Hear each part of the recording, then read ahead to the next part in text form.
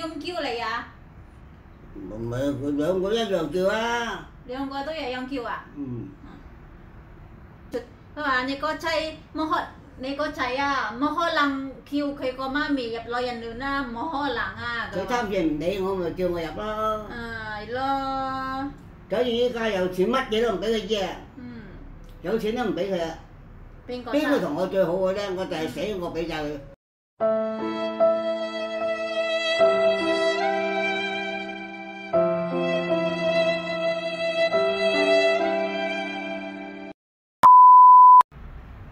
Halo, assalamualaikum warahmatullahi wabarakatuh. Ketemu lagi di vlogku kali ini, Handwin Kitchen.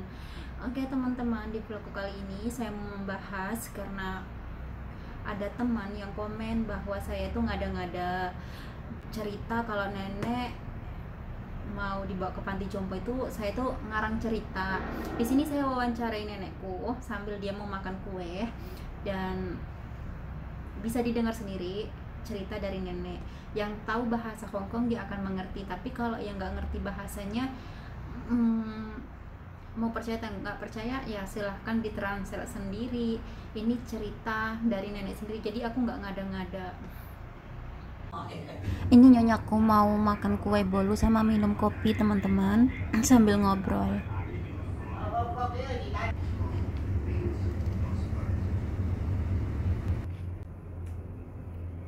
Jangan sih nah. Jangan nhập cà phê. Jangan. Không mua gì cả? Không mua gì. Ồ, mất nhớ hụt rồi. 如果我朋友話你睇啲咁後生入內人院，佢哋都唔信喎。你點答啊？個朋友啊，佢話你睇啲咁後生入內人院唔信啊？你點答啊？我當時咧就跟俾個老公嘅。咁啊又見得啦，咁耐都未啊，不如咧你申請埋啦。嗰個後嘅話申請埋咧，如果先生入咗先咧，你可以去服侍佢啊嘛，可以睇住佢啊嘛，對住佢嘛。咁我咪即係佢啦，點知裝咗成3、4年都冇。4年唔入啊？係啊，咁我當算數啊。點知嗰日佢問到佢話有啊嘛。咁咪又咁啊叫我入咯。跟住你唔咁個仔就知道我入咧。即係話咧，依家阿爸又唔喺度，我一個人，請工人都唔得嘅。佢話不如你入護老院咧，就有人照顧你，又有得食，又有得住。邊個啊？醫院咯。老人院。嗰度即係護老院啊。你個妻都係啊？又就有得食嘅但佢話咁你解翻開佢咧。咁你睇啦，咁啊解翻開咧，未必一定好耐嘅，咁我以為好耐喎，點知咁快脆？係啊，大仔咧叫唔叫你啊？唔係，佢兩個一樣叫啊。兩個都一樣叫啊？咁呢咁學你話齋，依家咁樣入咗去，由朝頭早坐到夜晚就唔瞓覺，一日繼續又唔行得出去，又扮生又成咁嚇。咁我話諗來諗去唔去。係咯。咁佢話唔去，依家你冇人照顧你啊！個大仔話，我又唔喺香港咁嘅意思咯。即係入咗去啊，有人照，咁樣照顧一仲快啲死啫，係嘛？入咗咧快啲死啊，係啊！我話如果依家照顧我入咗去，咪叫我快啲死啊！咁睇啊！我唔聽佢講啊，而且我咁多啲股票啊啲乜嘢未人搞掂啊！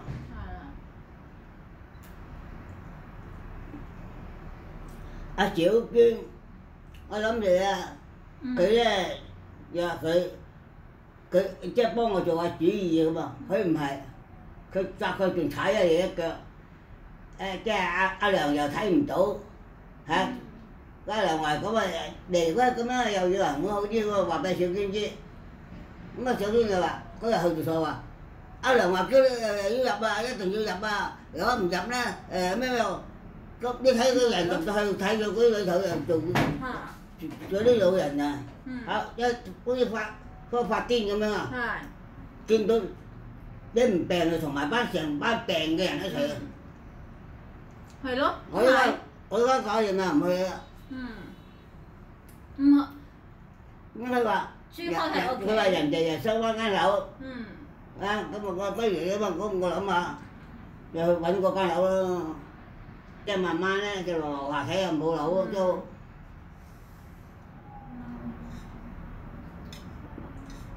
bộ lậu cho อืม bữa thế mà chủ họ nói chung nó mà chèn con á không kể đó อืม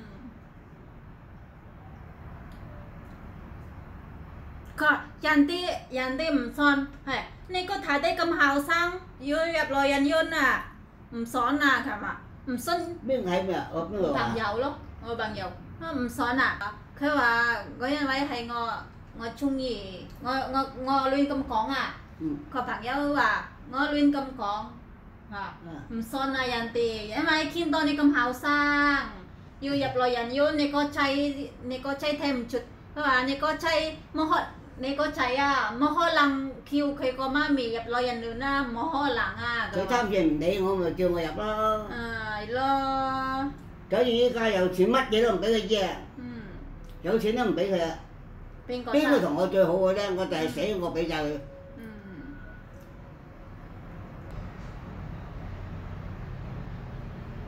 để tài cũng không hỗ trợ 係啊 xong tiền cái là ngon tiền cái điều này 係咪美心嗰啲號係咪啊？美心 bị xong thầy À. cái việc học những cái gì không hỗ trợ 都係10個，嗰時 con 10 chi 個， chi giờ mũ ngầu giờ mũ chân dùng chọc cậu mình đi 嗰時18蚊，而家貴咗啦。 hay à để ép phải á 得啦，3個九啦。呢個比雪貴啦，好冇啊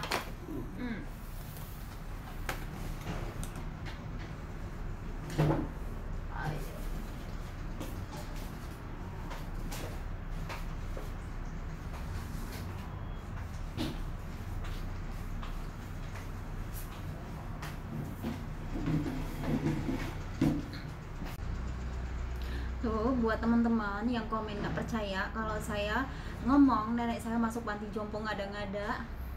Ini saya wawancarai nenek biar nenek ngomong sendiri. Tadi yang bisa ngerti bahasa Hongkong atau yang sembarang komen, kalau yang ngerti bahasa Hongkong dia akan paham apa yang dibilangin nenek. Nah, saya bukan ngada-ngada. Jadi ngapain ya? Juga saya ngada-ngada juga buat apa gitu loh.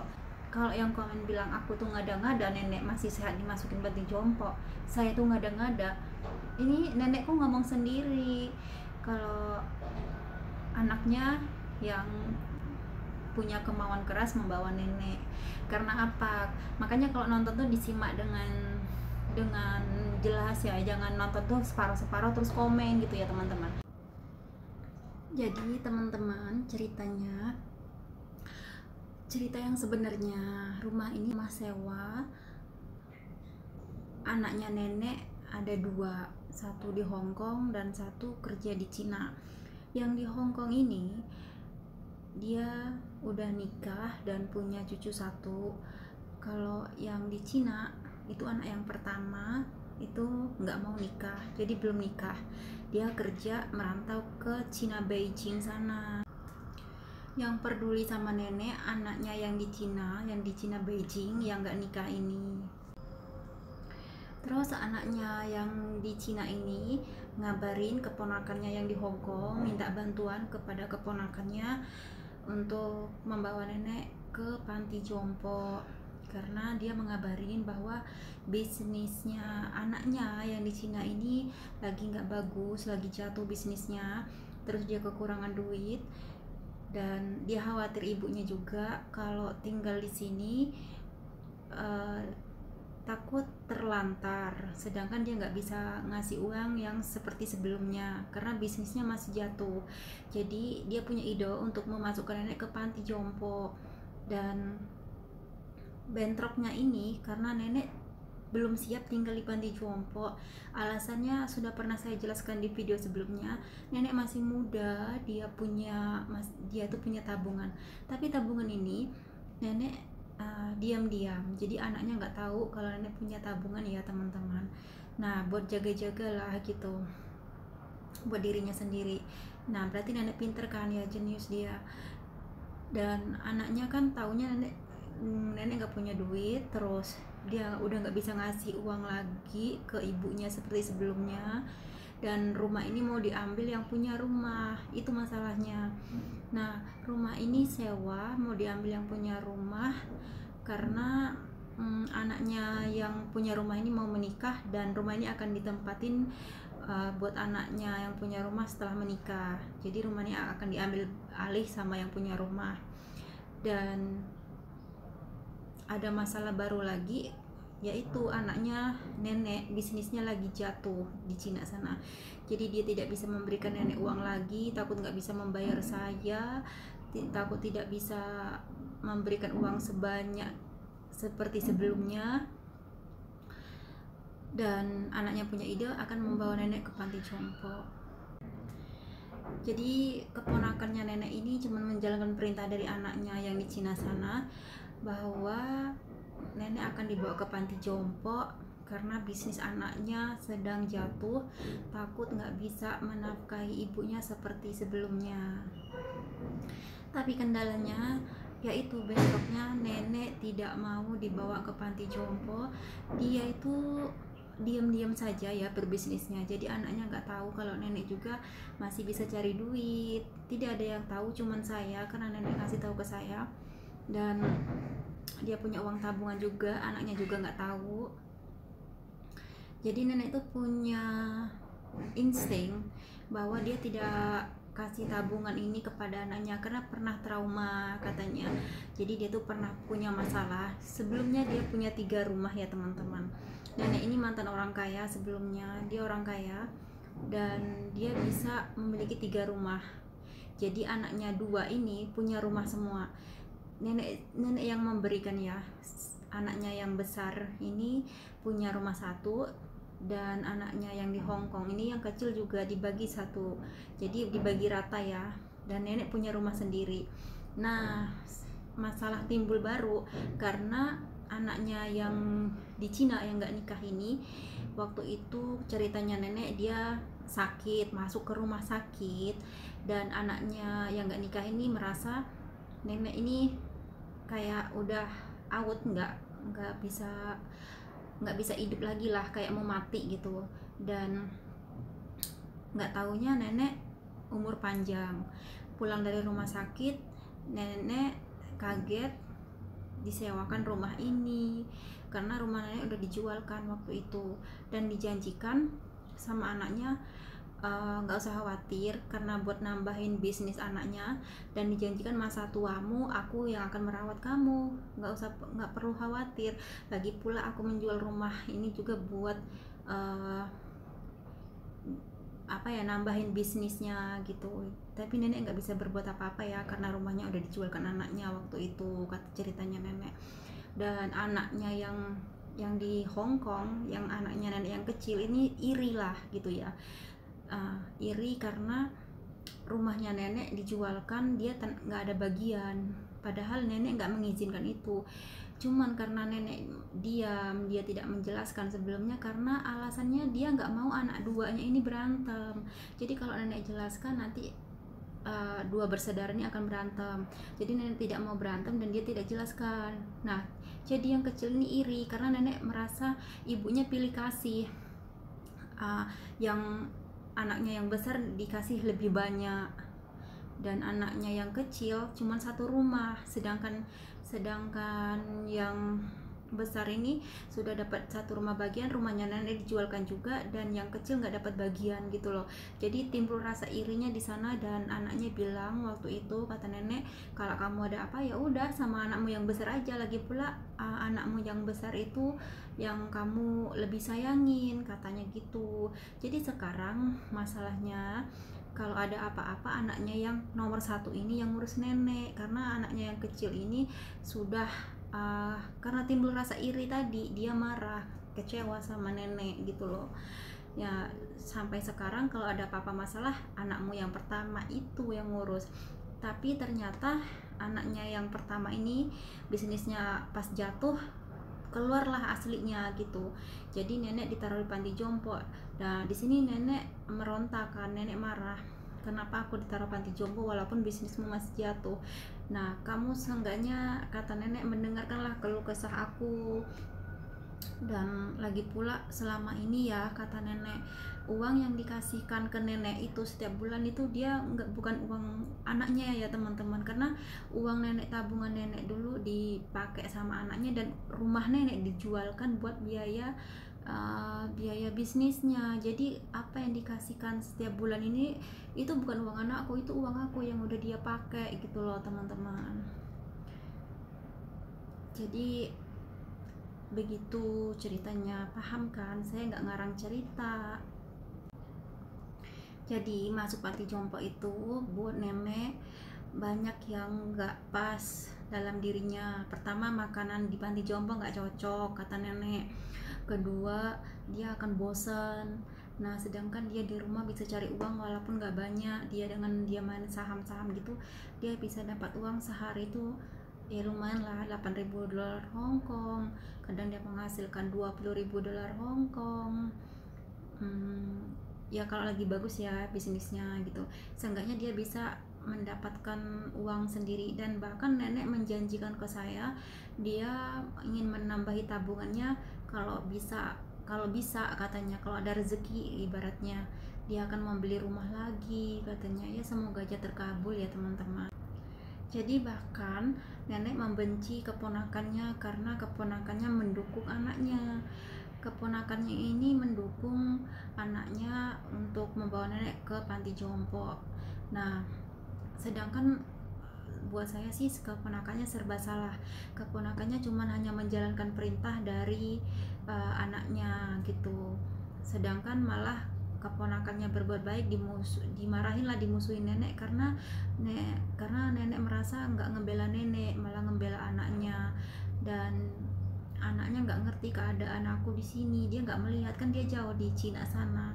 Harusnya keponakannya itu pelan-pelan ngomong kalau bilang ibunya ini nggak bisa tinggal di sana. Jadi malahan keponakannya kecewa karena nenek nggak masuk ke panti jompo. Nah jadi waktu tanggal yang ditetapkan nenek akan dibawa ke panti jompo itu tinggal berangkat aja waktu itu. Kemudian keponakannya tanya lagi, kamu siap kan katanya. Terus nenek bilang ya aku nggak siap, sampai kapanpun aku nggak akan rela aku tinggal di panti jompo dan aku bisa cepat mati katanya. Terus keponakannya, ya mau kamu gimana, kalau kamu mau gagal kan ya terserah kamu, anakmu udah nggak mau tentang kamu. Ya nggak apa-apa kata nenek, walaupun anakku tidak mau tahu tentang aku, karena nenek kan merasa dia diam-diam punya uang tabungan, dia masih sehat gitu loh teman-teman. Ya udah akhirnya digagalkan dan tanda tangan.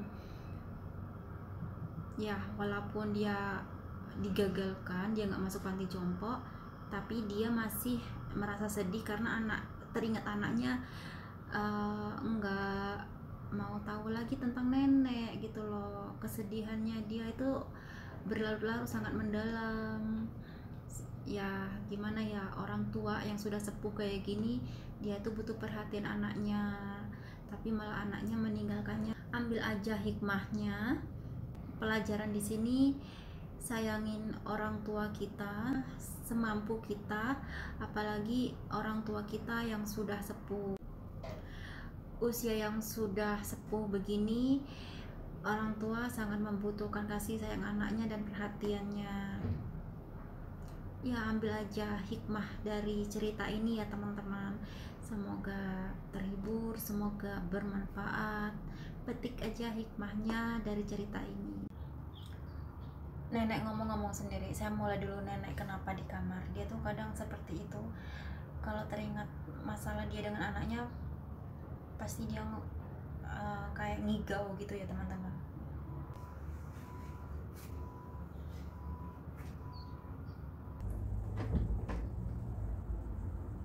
Mas ya,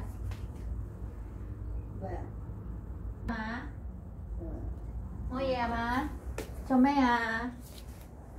Chomea. Moye mà. Moye. Một cái dòng me xìu. Con cầu đó. Mỗi lần cầm to đó.